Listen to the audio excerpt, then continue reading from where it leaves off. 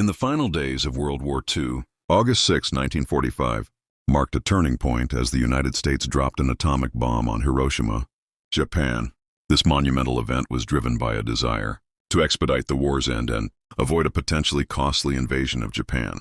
But how did it come to this? Leading this charge from the U.S. was President Harry S. Truman, who had recently assumed office after the death of Franklin D. Roosevelt. Truman faced the severe dilemma of ending the war quickly while minimizing American casualties. At the heart of the decision was the Manhattan Project, a top-secret U.S. initiative led by figures like J. Robert Oppenheimer and Lieutenant General Leslie Groves, which developed the atomic bomb. Japan's resistance was fierce, influenced by leaders such as Emperor Hirohito, who upheld a cultural ethos of fighting until the end.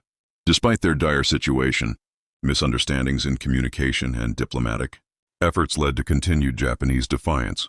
Leading up to the bombing, the Potsdam Declaration was issued, demanding Japan's unconditional surrender.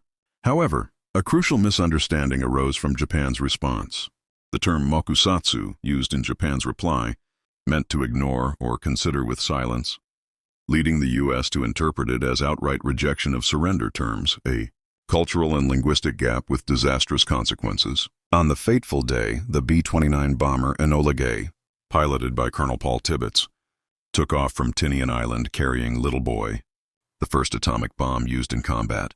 As it exploded over Hiroshima, the city suffered unprecedented devastation, leading to massive casualties and marking a somber chapter in history.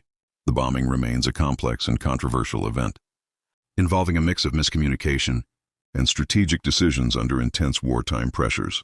It not only forced Japan's eventual surrender but also ushered in the nuclear age, reshaping global politics and ethics forever. Understanding these elements helps us grasp the full gravity of the Hiroshima bombing and its lasting impact on our world.